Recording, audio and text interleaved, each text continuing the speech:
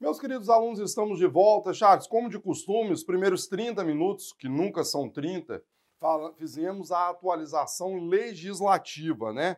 Terminamos 7 leis, né, na 13.774. Agora a gente faz uma atualização jurisprudencial. Na verdade, aqui a gente tenta trazer para vocês o que houve de mais interessante nos informativos do STF e do STJ 2018, segundo semestre. Pessoal, é óbvio que não dá para trazer tudo, né? São mais aí, pelo menos eu estava contando no livro, são mais de 100 julgados aí que nós acrescentamos. Então a gente tenta pinçar os mais interessantes aí, que provavelmente serão cobrados de vocês. E aí, alguns ganham aí destaque. Primeiro deles, execução provisória de decisão condenatória proferida pelo tribunal do júri. Presta atenção nisso, hein? Independentemente do julgamento da apelação pelo juízo ad quem. Pessoal, atualizando aí o livro, atualizando as próprias aulas aqui do G7, que a gente já começa a gravar a partir de amanhã, encontramos 2 precedentes aí, só olhar a turma aqui, da primeira turma do Supremo Tribunal Federal. E o que a primeira turma do Supremo decidiu nesses 2 julgados? Veja bem, Charles, eu estou dizendo 2 julgados. Eu não estou dizendo jurisprudência dominante. Por quê? Eu preciso de mais de 2 julgados para dizer que é jurisprudência dominante. Mas em 2 habeas corpus, o que a primeira turma entendeu? A primeira turma entendeu o seguinte, Charles: cidadão julgado pelo tribunal do júri foi condenado 20 anos. Do tribunal do júri, ele já sai o quê? Preso. Renato, mas ele estava solto. Azar o dele. Renato, mas e o direito ao duplo grau de jurisdição? Azar o dele. Júri já sai preso.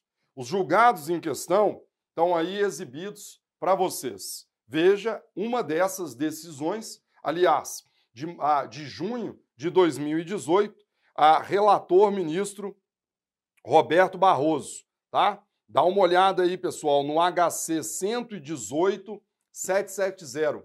Não viola a presunção de inocência, a execução da condenação pelo júri, independentemente do julgamento da apelação ou de qualquer outro recurso.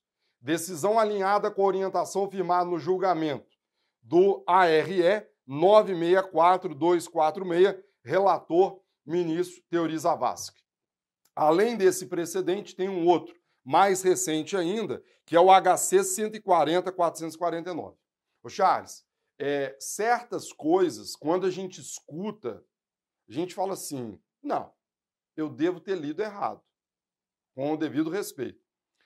E aí eu lembro que quando eu li a notícia, lá no site do Supremo, eu falei assim, não, eu vou sentar para ler, para estudar, depois eu falo alguma coisa. Porque você chega a assustar diante disso. Mas é exatamente isso que você acaba de ler. Ou seja, nesses 2 precedentes, o Supremo entende que não viola a presunção de inocência e está de acordo com a orientação do Supremo quanto à execução provisória da pena após decisão de tribunal de segunda instância, que no júri o cidadão de lá já saia preso. Que prisão é essa, Charles? É prisão preventiva? É prisão temporária? Não. É prisão o quê? Penal. Ele já vai cumprir aquela pena que foi imposta pelo tribunal do júri.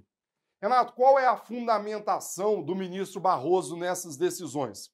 A fundamentação, pessoal, é que decisão do júri é soberana e que, pelo fato de decisão do júri ser soberana, ela deve ser cumprida de imediato. Charles, eu sou promotor de justiça. Então, isso aqui para o Ministério Público e para a sociedade brasileira como um todo, certamente é algo que a sociedade o quê? Aplaude. Sociedade hoje, clima que vivemos, veja aí o estado de Fortaleza, né?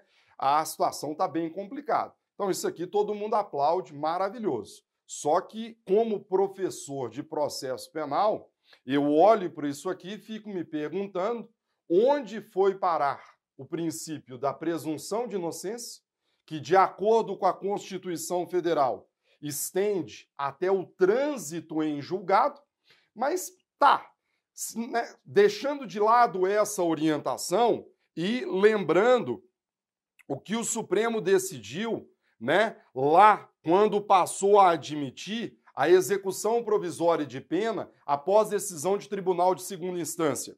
Charles, a decisão lá era quanto à execução provisória de pena após o julgamento de apelação pelo tribunal de segunda instância.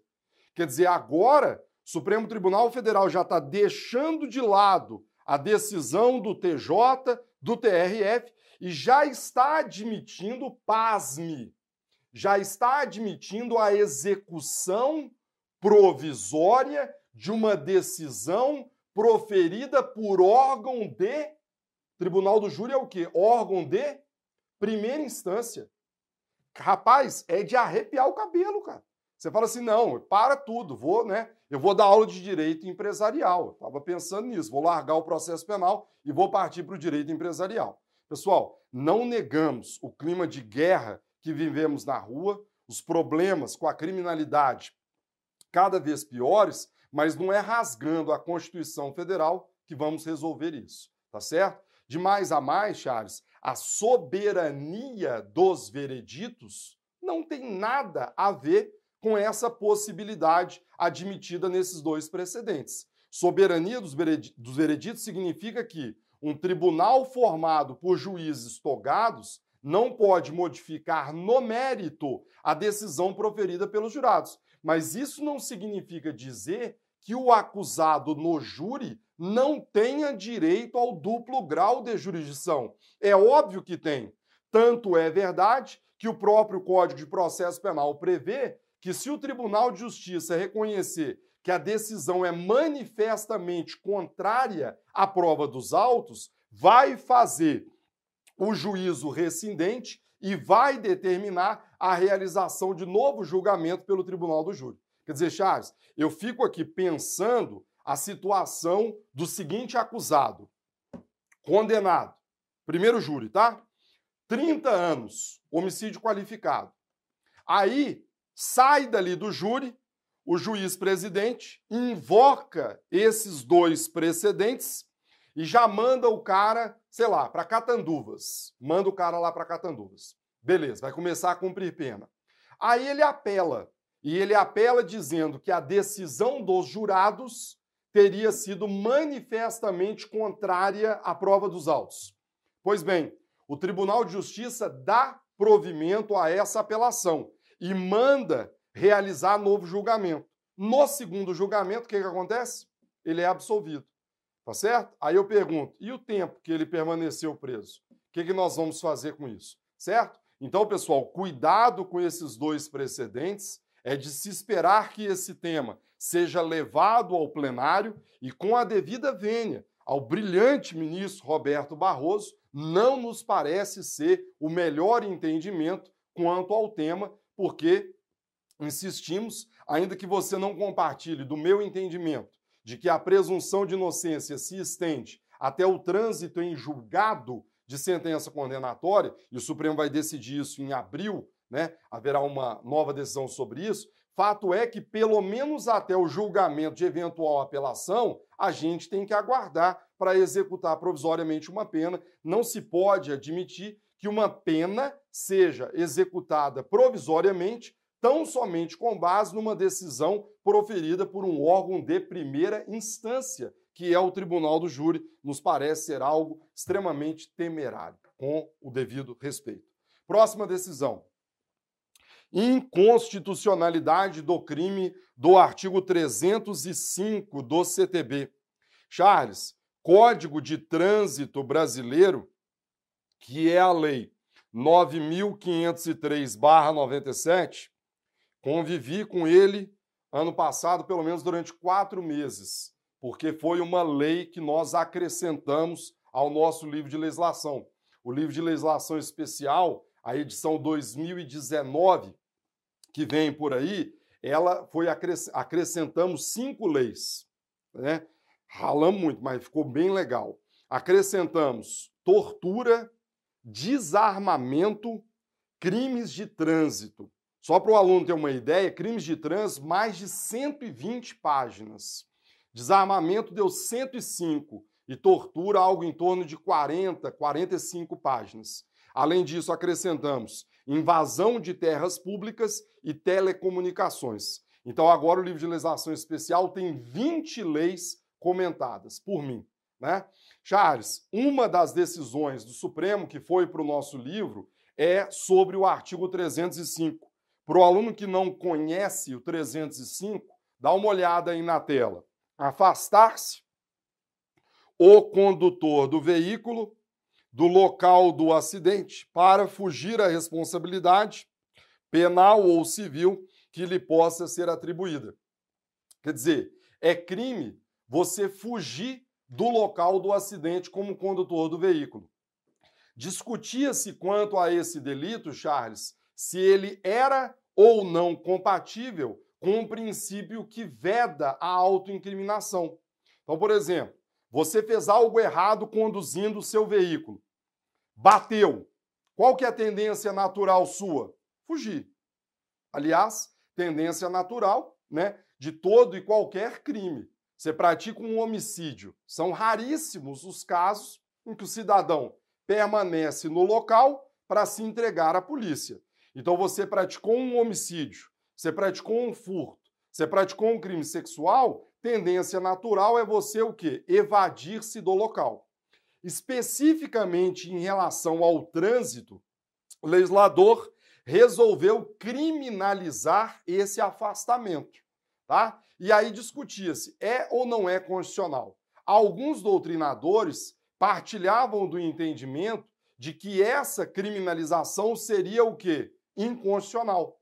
Porque ao obrigar o condutor do veículo a permanecer no local, poder-se estar obrigando a produzir prova contra si mesmo, tá? O que acontece? O Supremo entendeu que não. O Supremo entendeu que o direito de não produzir prova contra si mesmo não tem natureza absoluta e entendeu também que quando se obriga o indivíduo a permanecer no local, não necessariamente estaremos obrigando a produzir prova contra si mesmo. Porque ele pode permanecer no local, mas mesmo permanecendo no local, ele continua tendo direito ao silêncio, ele continua tendo direito de não soprar um bafômetro e assim por diante. Tá aí na tela a decisão, vamos dar uma olhada. STF, pleno, recurso extraordinário, 959, ó, de novembro de 2018. Vejam, a regra que prevê o crime 305 é constitucional, pois não viola o princípio da não incriminação, garantido o direito de silêncio e as hipóteses de exclusão. A semelhança do que o Supremo decidiu no RE 640139, quando se afirmou que o princípio não alcança aquele que se atribui falsa identidade perante a autoridade policial, prevaleceu o entendimento de que não há direitos absolutos e que, no sistema de ponderação de valores, há de ser admitida certa mitigação, até mesmo do princípio da não autoincriminação. Na visão da Corte, a permanência no local e identificação não obriga o condutor a assumir sua responsabilidade civil ou penal, e tampouco enseja que seja aplicada contra ele qualquer penalidade, caso assim não proceda. Na verdade, a depender do caso concreto, a permanência no local pode até constituir meio de autodefesa, na medida em que terá a oportunidade de esclarecer de imediato eventuais circunstâncias do acidente que lhe sejam favoráveis. Então, essa é a orientação do plenário do Supremo em relação à matéria. Charles, próxima decisão importantíssima. Aliás, essa foi do dia 20 de dezembro, 21, no apagar das luzes aí também. Legitimidade para a cobrança da pena de multa. Charles, quem é que cobra a pena de multa? Quem é que vai pedir em juízo a pena de multa? Aliás, né, temos um bom exemplo lá com o Clebão. O Kleber, promotor de justiça. Né? A Carol, esposa do Kleber, procuradora da Fazenda Nacional. Quem é que tem legitimidade? Clebão vai cobrar essa pena de multa ou será que é a Procuradoria da Fazenda? Lembrando que o Kleber, né, no âmbito estadual, a esposa no âmbito aí federal. Colegas, cuidado em relação à matéria, porque o grande problema e a grande controvérsia surgiu quando, ao artigo 51 do Código Penal, foi dada nova redação pela Lei 9.268. Vamos lembrar que antes dessa lei, quando uma pena de multa não fosse paga, ela era o quê? Convertida em prisão. Desde 1996, já não existe mais a possibilidade de conversão de multa não paga em prisão. A lei passou a prever que, transitada em julgada a sentença condenatória, a multa será considerada dívida de valor, aplicando-se-lhe as normas relativas à dívida ativa da Fazenda, inclusive no que concerne às causas interruptivas e suspensivas da prescrição. Colegas, desde 1996, então, questiona-se o seguinte: se a pena de multa passou a ser considerada uma dívida de valor, quem é que vai ter legitimidade para a sua cobrança? Será que é o Ministério Público que vai pedir isso aí no âmbito do juízo da execução penal? Ou será que é o colega procurador da Fazenda que vai pedir isso aí numa vara da Fazenda Pública? Cuidado. E cuidado por quê? Até bem pouco tempo, qual era a orientação do STJ em relação à matéria? Está aí na tela, ó, súmula 521, quer dizer, tem até súmula. A legitimidade para a execução fiscal de multa pendente de pagamento imposta em sentença condenatória é exclusiva da Procuradoria da Fazenda. Então, pessoal, na visão do STJ, e a súmula é bem didática, ainda que aquela multa fosse decorrente de uma sentença condenatória transitada em julgado, a legitimidade seria exclusivamente de quem? Da Procuradoria da Fazenda. Cuidado com isso, pessoal, porque essa orientação aqui, ó, no finalzinho do ano passado, foi contrariada pelo Pleno do Supremo Tribunal Federal. O que o Supremo Tribunal Federal entendeu, Charles? O Supremo Tribunal Federal entendeu o seguinte: ora, por mais que a Lei 9.268 tenha passado a tratar a multa como uma dívida de valor, fato é que ela não perde, por esse motivo, a sua natureza de sanção penal. Então, a multa, Charles, ainda que considerada uma dívida de valor, ela não perde a natureza de sanção penal. Tanto é verdade que, se você abrir a Constituição Federal, você vai encontrar lá que, dentre as penas previstas, uma delas é a pena de multa. Então, é uma espécie de sanção penal. Ora, se é uma espécie de sanção penal, quem é que deve ter legitimidade para cobrá-la? Precipuamente o Ministério Público e subsidiariamente a Procuradoria da Fazenda. Então, Charles, o Supremo entendeu que a legitimidade primária, vamos colocar assim, seria de quem? Do Ministério Público. Então, transitou em julgado, quem é que vai cobrar a multa? Eu, promotor de justiça. Tá? Onde? No juízo da execução penal. Eu não vou lá na vara da Fazenda cobrar isso, não. Legal? Agora, Renato, e se o indivíduo não pagar? Aí sim, se o indivíduo não pagar, aí a legitimidade passa a ser da Procuradoria da Fazenda perante a respectiva vara. Tá aí na tela para vocês, decisão importantíssima, pessoal. Sei que a letra ficou pequena, mas para a gente conseguir ler tudo de uma vez só. Vejam, ADI 3.150, 13 de dezembro. O Supremo reconheceu que, por ter natureza de sanção penal, o MP é o principal legitimado para executar a cobrança das multas fixadas em sentenças condenatórias, onde, perante o juízo da execução penal, limitando-se à atribuição da Fazenda para executar essas multas, tão somente no caso de inércia ministerial. Na dicção do relator Barroso, o fato de a nova redação do 51 ter transformado a multa em dívida de valor não retira a atribuição do parquê para efetuar sua cobrança, já que se trata de espécie de sanção penal prevista na Constituição Federal. Artigo 5º, inciso 46, a linha C, do que se conclui que sua natureza jurídica jamais poderia ser alterada por uma lei ordinária.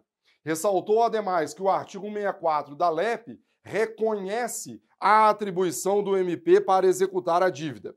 Se a condenação criminal é um título executivo judicial, seria incongruente sua inscrição em dívida ativa, que é um título executivo extrajudicial. Enfim, concluiu que o MP, caso o MP não proponha a execução no prazo de 90 dias após o trânsito em julgado, aí sim o juiz da vara criminal deverá comunicar ao órgão competente da Fazenda para efetuar a cobrança na vara de execução fiscal com base na Lei 6.830. Então, pessoal, decisão importantíssima, porque, de certa forma, altera o entendimento jurisprudencial até então dominante. Seguimos? Vamos lá. Próximo item.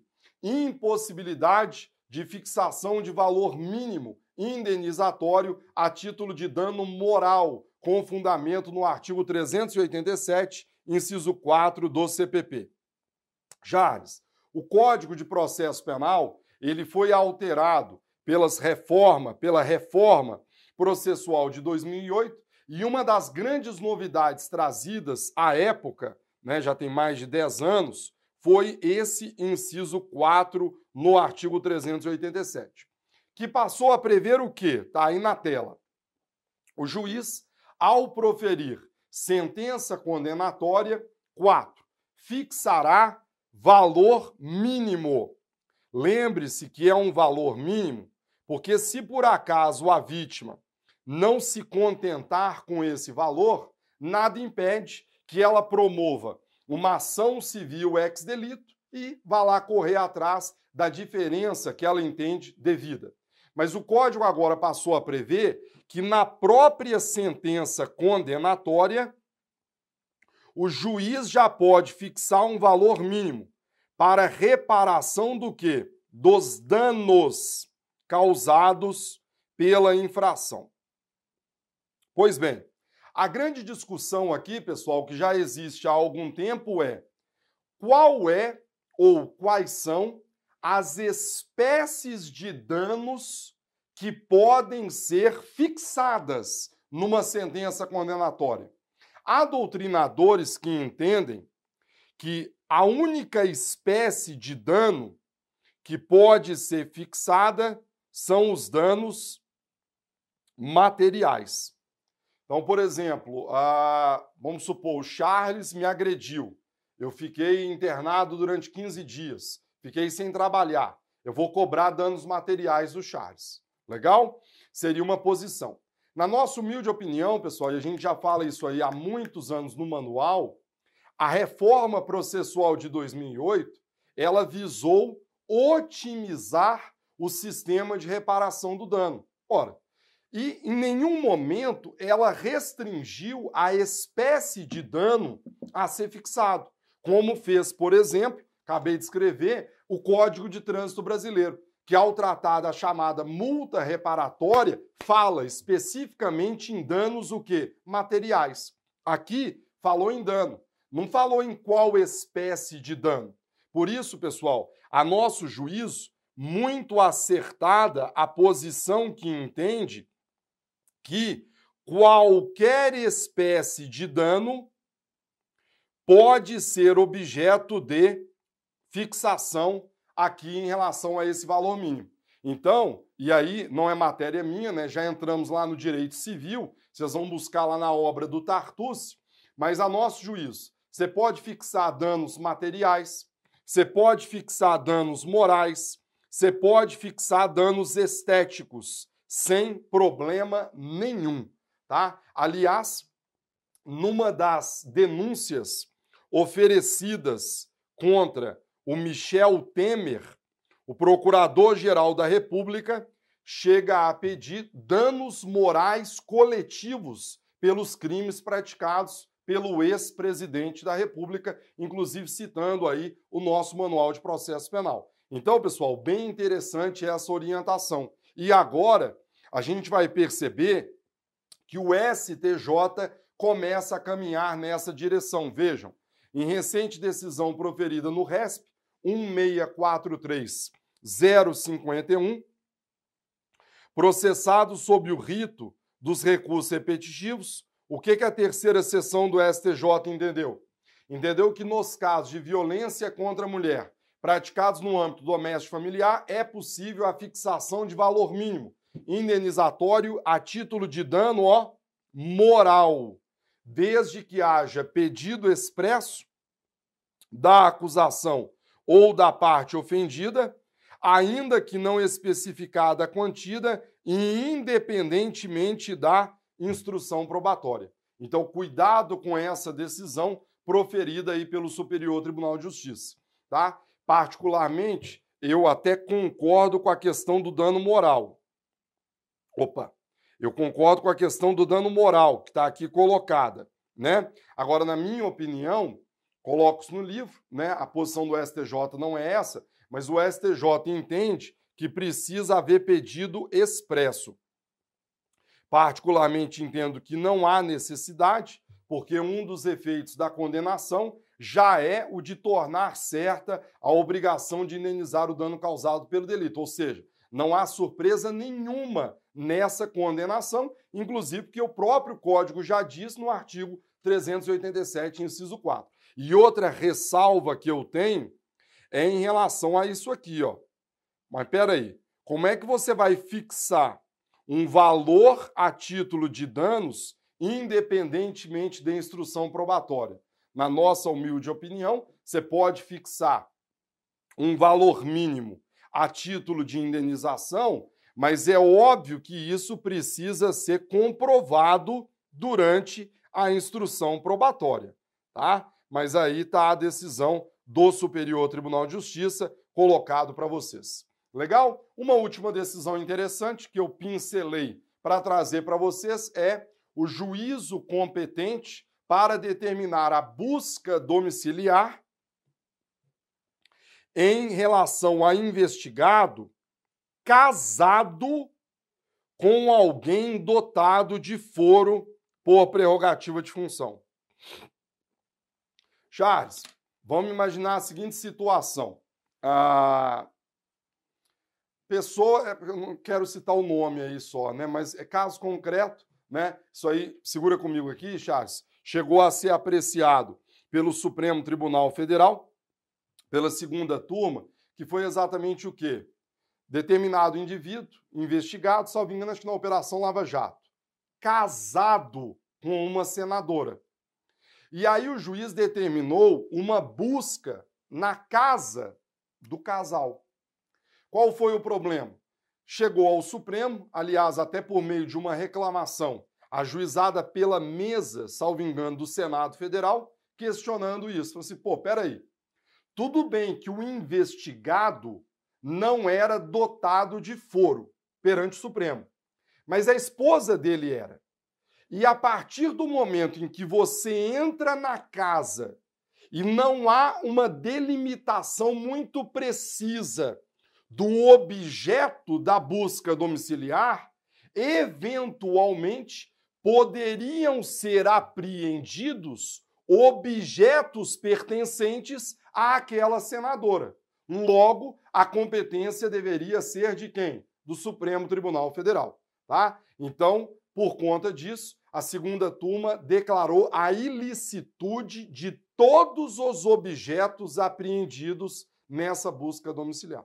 Então, já sabe, se amanhã tiver que cumprir uma busca domiciliar na casa de alguém que tenha foro, tem que pedir autorização ao Supremo. Houve até um voto vencido, não sei se do Fachin, mas ali tem que tomar cuidado, porque ele falou o seguinte, peraí, a casa do parlamentar, ela não goza de foro por prerrogativa. Quem goza de foro é o parlamentar, mas acabou sendo o voto vencido. Vamos dar uma lida? Tá aí na tela para vocês. Ó, no julgamento da reclamação 24473, o relator é o atual presidente do Supremo. A segunda turma do Supremo julgou procedente reclamação para invalidar uma busca e apreensão e determinar, vejam, a inutilização e o desentranhamento dos autos de todas as provas obtidas através da diligência, porquanto ordenada por um juiz de primeira instância em imóvel funcional ocupado por senadora da República em desfavor de seu cônjuge. O colegiado entendeu usurpada a competência do Supremo, prevista no artigo 102.1b da Constituição, para proceder a julgamento do Congresso. A ordem judicial teria sido ampla e vaga, sem prévia individualização dos bens que seriam de titularidade da parlamentar federal e daqueles pertencentes ao não detentor do foro. Entendeu-se, ademais, que a alegação de que, após a apreensão, proceder-se em primeiro grau a uma triagem do material arrecadado para selecionar e apartar elementos de convicção relativos à senadora, não se sustentaria, por implicar, por via reflexa, inequívoca e vedada a investigação de detentor de prerrogativa de foro e por via de usurpação da competência do Supremo Tribunal Federal. Então, pessoal, um julgado interessante que merece aí a atenção dos senhores. Legal? Pessoal, sei que corrida é essa atualização, mas perceba que muitas novidades trazidas aí para vocês. Lembrando que tudo isso será objeto de gravação a partir de amanhã, né? Amanhã já começamos a gravar todas as aulas de 2019, do primeiro semestre, e tudo isso e muito mais que foi novidade no ano passado será acrescentado às novas aulas do G7 Jurídico. Para você que não conhece o curso, teve agora um breve contato com os professores, conheceu o corpo docente e tenho certeza que você vai encontrar, seja no intensivo 1, seja no intensivo 2, seja no anual, seja no semestral, um curso que vai atender às suas necessidades e que certamente vai contribuir para a sua futura aprovação. Legal? Eu agradeço ao Charles pelo excelente trabalho de gravação. Convido os senhores também, né, pessoal, a darem uma olhada nas edições 2019 do nosso Manual de Processo Penal, totalmente atualizado. Legislação criminal especial comentada, agora com 20 leis comentadas, e também o nosso Código de Processo Penal, que além de comentar os 811 artigos do CPP, também comenta todas as súmulas criminais do STF, do STJ, são mais de 200, direito penal, processo penal e execução penal, todas as súmulas criminais são comentadas. Legal? Então, espero que tenham gostado. Peço sempre, como de costume, né, Charles, para mandar um feedback lá pelo Instagram, manda lá pelo Prof. Renato Brasileiro. Professor, gostei da atualização, não gostei, podia ter falado sobre isso, porque a sua crítica é o que nos faz crescer como professor. Então, um forte abraço a todos, bons estudos aí no ano de 2019 e espero vê-los num dos cursos regulares aqui do G7 Jurídico. Tchau!